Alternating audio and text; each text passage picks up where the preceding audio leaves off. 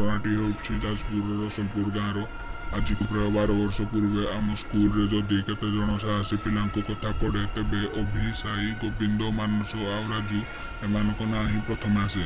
एमाने कौनसी काम करने भय करू नथिले। जो काम को अन्य पिला माने पछघुंचा दियंती सही काम को करने से माने आगे झपटी पड़ुथिले। से माने अन्य पिलांको ठारू केते साहस सेटा देखाइबा बोली ए सब काम करुथिले। साहस काम एमिति कि को मशाणी दे जिबा गछ उपरू पानी को डेइबा कि अधिक समय मुंड पानी भितर बुड़ाई रखिबा तार प्रतियोगिता करुथिले। एमिति कि थरे हाथ सिर काटी देइथिले बाजी लगाइकी। थरे से माने स्थिर कले कि गोटे अद्भुत खेल खेलिबे बोली। खेलटी थिला गोटे भूत को डाकिबार खेल। फिल्म रे जेपरी गुणिया भूत मान को डाके ठीक से एमिति डकाला। प्रथम तो किए राजी होई नथिले किंतु परे अभी बुझाइला अरे थिरे डरिवार कोन अछि। एमिति कले कोन सतरे भूत पळे आसुछि कि तुमे माने खाली टारे डरुछ। एथि पई केते तंत्र मंत्र पाठ करबा को पड़े। कोन जानि छे खाली गोटे मजा करबा कथा। चलो करबा किछि असुविधा हेबो नाही। अभिकथा शुणी समस्ते राजी हो गले।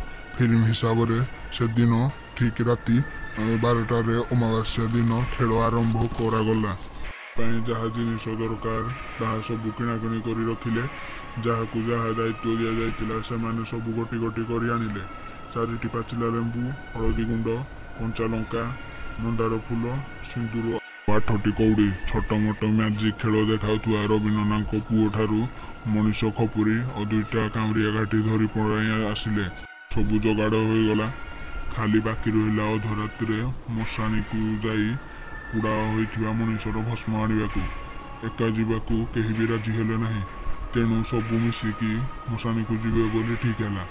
हठात भस्म संग्रह करू करू पेचार विकटाल शब्द पाख बरगछरू छानियारे सेठारू समस्ते दौड़ाकू लगिले। एथिमध्यरू सेमाने किछि भस्म साथी आनी पकाइथिले। सबू जोगाड़ हो गला। समस्ते खेलिबार बाहाना करी साई घर को पड़ाई आसिले। साई घरे खाली ता जेजे बापा रुहंती। ता बापा और माँ चाकरी करती बाहर।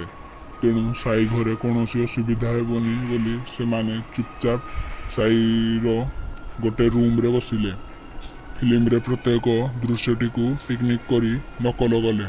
प्रथमे अभि 8टी कोणरे 8टी जाक कौड़ी रखीदेला और गोविंद लेंबूर हलदी सिंदूर मारी चारिपटे रखीदेला।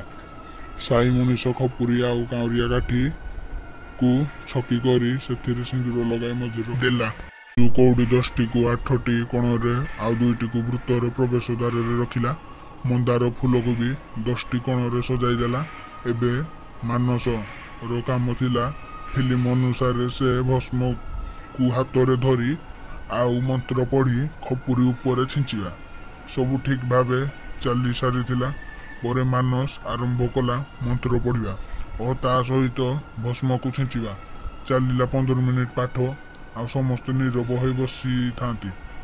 ठीक से समय रे मंत्र शेष भस्म छिंची देला परे हठात लाइट दबदब होगाकू लगिला। तापरे टीवीटी बंद हो गला।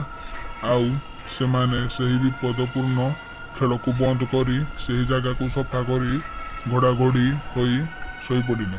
किंतु अधा राति शुभिला पाउंजीर शब्द। मानसर निद भांगी गला। लगुला रूम रे सेमानक छड़ा आउ किए अछि। मानस परे परे ए शब्द समस्ते निद को भांगी देला। जीवन रे प्रथम थर पई सेमानकू एमिति डर लगुला। भय केबे भी काहाकू कहु नथिले। थरे थरे सही शब्द सेमानक पाख आसीबार लागिला। सेमानकू शुणागला एक झीर कांदिबार शब्द। सकाळ हेला बेलकू घटी सारिथिला बड़ अघटन। समस्ते मरी पड़िथिले। सही रूम रे सेमाने विकृत मुह करी साप परिया जोड़ा मोड़ा होई पड़िथिले। तांको मुहरु जना पड़ुथिला किए जड़े अति जघन्य भावे हत्या करी देइछि। आश्चर्यकर घटना यह थिला कि कबाट भीतर पटु बंद थिला। कबाट भंगा जाई सेमानंकु उद्धार करागला। आउ समस्तंको नजर पड़िला खपुरी आउ हाड़ उपरे। अभिभावक माने हठात किछि बुझी पारिले नाही। सबू ସନ୍ଦେହ ଏଥର ରହିଲା ରବି ନନାଙ୍କ ପୁଅ ରାକେଶ ଉପରେ। ତାକୁ ଥାନାକୁ ନେଇ ପଚରା ଉଚୁରା କରି ତଥ୍ୟ ସଂଗ୍ରହ କଲେ, କିନ୍ତୁ ଟିକେ ବି ସୁରାଗ ପାଇଲେନି। ସବୁରେ କାହାର ହାତ ଅଛି। ଆଜିକୁ ଘଟଣାକୁ 12 ବର୍ଷ ହୋଇଗଲାଣି। ଏପର୍ଯ୍ୟନ୍ତ ତଦନ୍ତ ମଧ୍ୟ ଚାଲିଛି, କିନ୍ତୁ କିଛି ବି ସୁରାଗ ମିଳିପାରିନି। ଖବରରୁ ଜଣାପଡ଼ିଲା ପିଲାମାନେ ହୃଦଘାତରେ ପ୍ରାଣ ହରାଇଥିଲେ, କିନ୍ତୁ ସତ କଥାଟି ହେଲା ସେମାନେ ଯେଉଁ ଖେଳରେ ଭୂତକୁ ଡାକିବାକୁ ପ୍ରୟାସ କରୁଥିଲେ ତାହା ସତରେ ପରିଣତ ହୋଇଯାଇଥିଲା।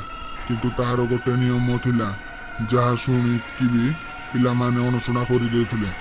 ତାହା ହେଲା ଏ ଭୂତ ଡାକିବାର ମନ୍ତ୍ରତନ୍ତ୍ରରେ ଯାହାକି ବି ବିଧି ରହିଛି ସବୁ ଶେଷ ପର୍ଯ୍ୟନ୍ତ ପଢ଼ିବାକୁ ପଡ଼େ, ନହେଲେ ଘୋର ଅନିଷ୍ଟ ହୋଇଯିବ। ସେମାନେ କଥାଟିକୁ ଖେଳ ଭାବି ଅଧାରୁ ଛାଡ଼ି ଦେଇଥିଲେ, ଯାହାଦ୍ୱାରା ଭୂତକୁ ସିନା ଡାକି ଦେଇଥିଲେ କିନ୍ତୁ ଫେରାଇ ପାରିନଥିଲେ।